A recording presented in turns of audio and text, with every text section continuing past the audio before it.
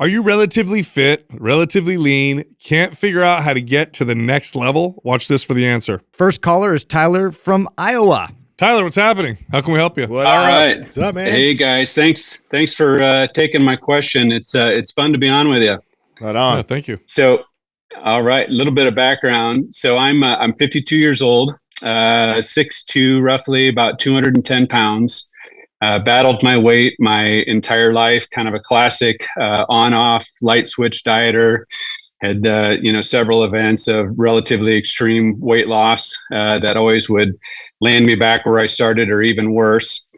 My latest fitness journey started about 4 years ago. I started working out with my son, who was then a high school senior. He's also the one who turned me on to you guys, and he's also a recent NCI grad. So nice. Shout out to my son Solomon, who's been a huge part of my success in my fitness journey. So originally I intended to lose about 10 pounds. And just once I got on track with a healthy diet and weight training, I ended up losing about 50 pounds in that first year. And again, that was about 4 years ago. And so over the last 4 years, I've been spending 4 to 6 days a week in the gym, just weight training, walking, spending time in the sauna. And clearly, at this stage, weight training was the game changer. I genuinely have adopted a lifestyle that I know is going to remain with me indefinitely, and just fell in love with the process of weight training. Love being in the gym. Got focused on the process and not the outcome. And so weight training is has transformed my body and truly changed my life. So recently, started MAPS Anabolic at the recommendation of my son. And before that was sort of doing my own thing with traditional splits with, doing push, pull, upper, lower, full body stuff. But I've really enjoyed the MAPS programming and being on MAPS Anabolic, and just really excited to see where that takes me. So that's, again, just a little bit of background on me, and which will take me to my question. So through the course of that, like everybody else, have been tracking some of the key metrics, body fat, weight, all the sort of all the standards, and going back even 3 years ago, have just not seen a lot of dramatic changes in those numbers. I've been fluctuating around that 210, been fluctuating in the 14-15% body fat. And looking back again, that gets a little bit frustrating. And so I guess my question, at my age and stage in my fitness journey, how should I think about gains? Should I be just okay with knowing that it's going to take this kind of work to maintain where I'm at, or should I expect more? Yeah, that's a great question. Mm-hmm. So first, let me answer that last part. Should I? And I'll rephrase it a little bit. Should I be okay with the process and whatever the result of that process is, so long as I do the process in a healthy way? And the answer is yes. That is the answer to long-term success with fitness. Now, the rest of your question is in regards to your age and how that's going to impact your progress, and how what you can expect at this point. You're 6'2", 210 pounds, sitting at about 15% body fat, right? Very, very good place, by the way. Yeah, like you got a lot of lean body mass. You're very fit, and 15% is a great body fat percentage to maintain. Now, the challenge with getting leaner is right around 15, 14%. I'm speaking generally. Some people, it might be a little leaner, some people a little higher, but right around that number. If you want to get any leaner, you really have to start to be very detailed with diet, like super consistent. 15% is typically right around where a person will sit when they're doing everything right and they're healthy. Getting down to like 12, 11, 10, now you're getting to measuring. Be obsessive a bit. Yeah, you got to be meticulous every day, weekends included. And if that's what you want, and I think it's fun to go for it, I don't necessarily think it's a great place to maintain. People who tend to maintain that kind of lean body fat percentage tend to have a challenging relationship with diet and exercise, myself included anyway, in the opposite, right? So I tend to struggle with letting off a little bit and not being a little body obsessed. But if you want to get a little leaner, then you got to start to get really detailed with tracking. And, you start with the tracking for 2 weeks, find your maintenance, get your macros down, hit those targets day in and day out, and then you'll start to see that number change. As far as building muscle is concerned, that's more of a slow, consistent process with your strength training. I do want to ask you this: over the last 3 years, have you seen changes in performance? Forget the physical, like what you see in the mirror and weight. Are you seeing yourself stronger, more mobile, more stable? Yeah. And so that was something I should have added. Not really. So and I'm not super diligent about tracking, all of my, all my volume, but of course I know, what sort of my standards are. I know what dumbbells I'm going to grab when I'm doing, depending what types of curls I'm doing, or my bench press, I know all those stats. And it honestly, again, over the last 3 years, not a lot of change in that. I feel like there's a lot of physical changes. Again, thrilled with where I'm at, probably for sure in the best shape of my life, certainly for my age.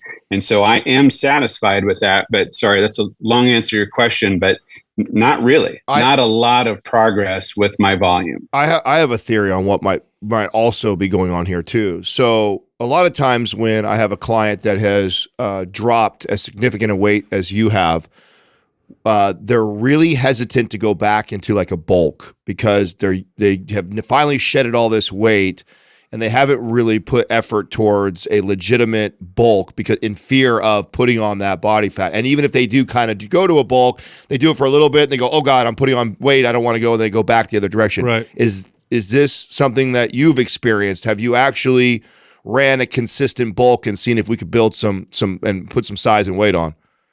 Yeah, no, my son's going to love that you said that because he's been telling me that for at least a year. He's been encouraging me to try it. And yes, I am, again, as somebody who's literally my entire life battling my weight, the idea of doing that is it's unnerving. Yeah. And this is the progress. 100%, Tyler. This is so normal. And I had a feeling when you first, because you laid everything out really nice for us. And I'm like, I bet he hasn't gone on like a serious bulk in a long time.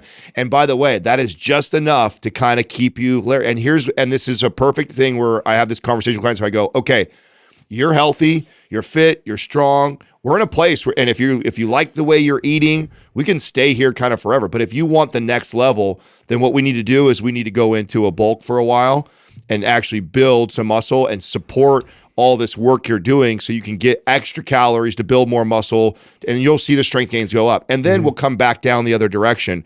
And I think it'll come off pretty easy. You're going to see that, but it's the psychological part of getting past like, oh shit, like I went up 3-4 pounds and thinking that it's body fat, because that's the struggle that somebody who was carrying that extra weight on, that worked their ass off to get where you're at now. But if you want to go to the next level of body fat percentage and strength, it's necessary that we do. And you're going to want to track with that too, because of your fear of gaining body fat. Tracking's going to help because it's going to give you parameters, and you're going to hit specific numbers. A reverse diet, which I'm sure your son is very equipped to individualize for you, much better than we can because we only have a little bit of time here on the podcast. But a reverse diet is would be the exact prescription that I'd want you to do in pursuit of building strength.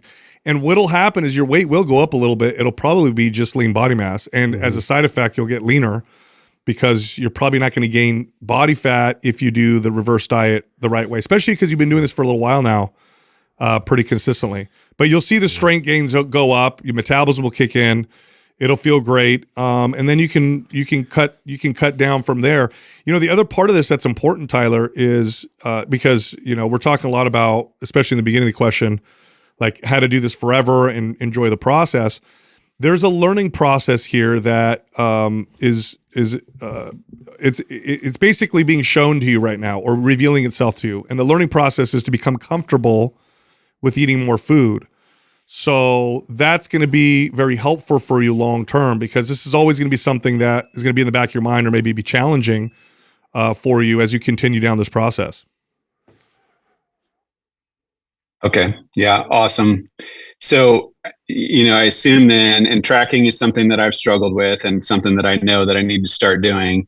But as I start in that bulking phase, are there anything, sort of any benchmarks, things to look for to say, hey, you're not actually gaining lean body mass. You're just overdoing it. You're over consuming. I mean, is that, or am I overthinking that piece as well? You're overthinking it a little bit. I think that someone like you, the thing that I know that I'd be most concerned about, and I know what will happen because I've done this enough times with someone in your exact position, is you're gonna increase calories a little bit, and you're going to see the scale bump a little bit. I mean, it's just you're eating more calories, you're eating more carbohydrates, which means your sodium goes up a little bit, which means your body's going to retain a little bit of water. It's completely part of the process.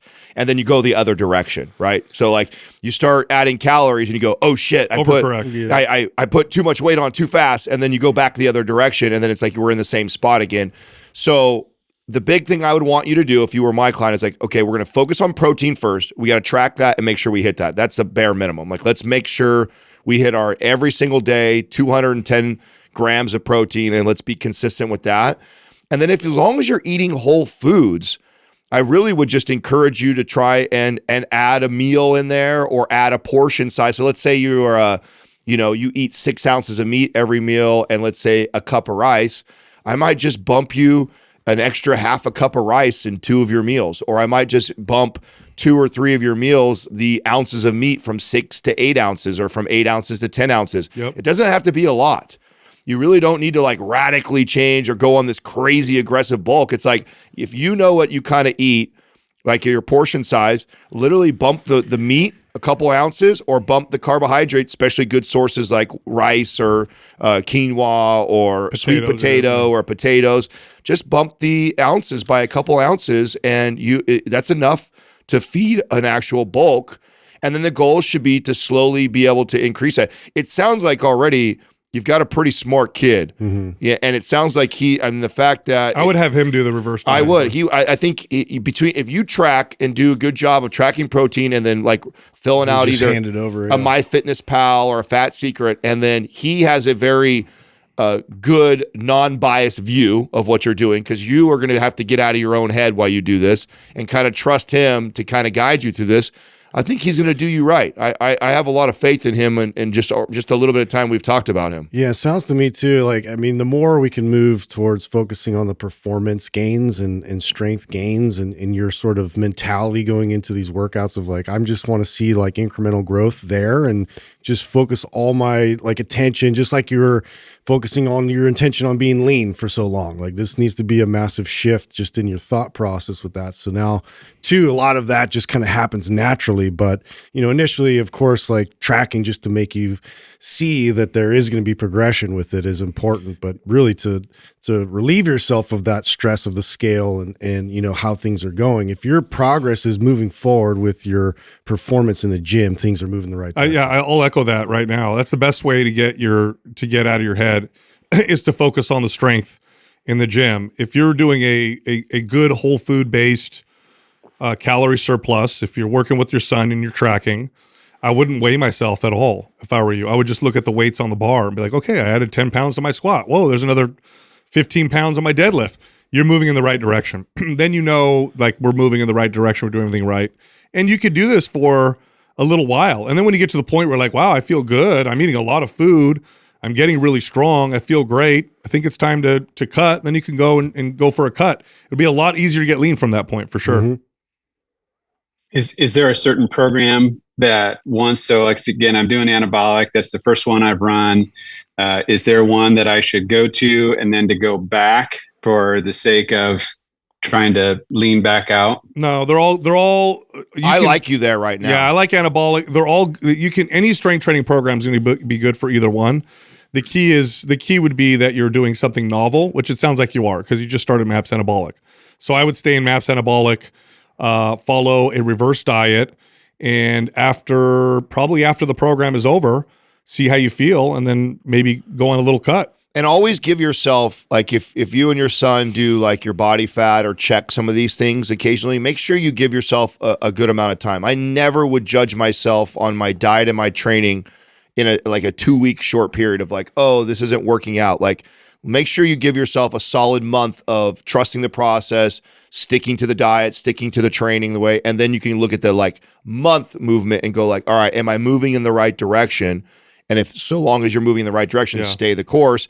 If you're not, because sometimes this happens, you overcorrect. Maybe, you somehow you eat 700, 800 more calories a day than you should, and you put on, say, 2% body fat. Then you go, oh, okay, I didn't need to put that many calories. I can scale back a little bit on the calories.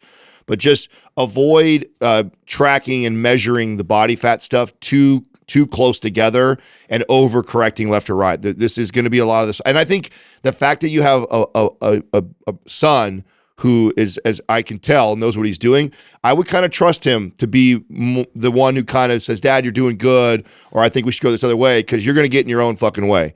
For sure, when you've come from where you've came, you'll probably get in your own way. And so just kind of relinquish that a little bit to him and trust the process. I think you're going to be just fine. Yeah. Okay. Awesome. Yeah. So quick on anabolic then. So I'm in phase 3, and I've had some interruptions in my weekly routine. So okay to restart anabolic. I've heard you say that to others, like it's okay we don't have to move from program to program. It's okay to cycle. I mean, would I start back over in one again? Yeah. And I didn't know you finished. You're almost done with MAPS anabolic. You know why you just started. You know why I like him doing that though? You know why I like him doing that? With a calorie surplus? Yes, because I like you doing that, and because you just came through it. So when you go back and start over again, you're going to remember, oh, I was squatting this much, or I was deadlifting this much. And hopefully if we're in a good surplus, back to Justin's point, you see a performance in gain on some of these things. You'll see that in phase 1. That'll be good. And phase 1 is where you'll really start to notice it. So I like you running it again. Okay. So quick question on anabolic. How important are the trigger sessions? For whatever reason, I struggle getting them done. I'm great when I'm in the gym, very disciplined, but the off days, it's hard for me to just stop what I'm doing and hit a trigger session. They'll add a secret sauce, man. Yeah, they'll add a good 3 to 5%. So not insignificant. Okay. Just make sure you don't do them super intense. The goal is just to get a little bit of a pump. 10, 15 minutes. Okay. That's it. It doesn't have to be a lot. That's it. Okay. All right. Awesome. Thanks for calling in. Hey, Tyler, follow back up with us too. Thank you, guys. I'd love to hear how you and your boy are doing in about 2-3 months. So I'd love for an email back. Let us know how things are going. Right on. I'll do it. All right. Thank you. Thanks, calling guys. in. That was awesome. Yeah. It made me think like killing it. Yeah, I had a feeling though right out the gates because of his. Oh, you called that. Yeah, you hit that right on the nail on the head, man. It's interesting. It's like, if like we lived in a world without scales and mirrors that required us to have to climb and move and have strength, people would look better. Yeah, everybody would look a lot better. The irony, it's the irony, right? Yeah. And just realizing the reason why we value the way people look when they look a particular way is because it's because of the work. It's actually the effect of the fact that the person can move, or it's a sign that the person can move well. It's not the thing that we're actually desiring. Yeah, they're doing what their body needs and wants. Yeah. So, him not weighing himself, just focusing on strength is going to be key to this whole process. Yeah, this is a really hard place to come from, right? When you've totally, because he said he struggled with weight for sounds like most of his life. This is the opposite for me when it was cutting. That's right. Opposite. He looks great, so it's like he doesn't want to lose that. Yeah. And of course, you bump your calories and go into a bulk. The biggest amount of weight gain happens right away. So it's really a mind fuck. Yep. You increase these calories. 5 pounds easy. Yeah, all of a sudden 3 to 5 pounds come on the scale, and you're like, oh my God, all I did was eat a few more ounces of this or one more meal, and you think in your head, like, oh, that's fat, and it's like, no, it's not. And that's why I liked another number that it gets kind of bashed. But again, I used to love to use this for clients. It's like 3,500 calories equals a pound of fat. If I just bumped you 500 calories and we had a week, it's not even possible that you put body fat on. Like, we had to have built some muscle. Like, a lot of that's water. So just keep that in mind, you got to eat a lot of extra calories to put on in a week's time a pound or 2 pounds of body fat. And I think you end up thinking that weight on the scale, or even the way you look, because the way you look is you play tricks on yourself. Yeah, especially if you weigh 2 pounds heavier. So much. Yeah. Then you look in the mirror and you're like, oh my God, Yes. It's all big game. Sounds like his boy though. I love it. He's an NCI grad. He knows what he's doing. Yeah, that's awesome.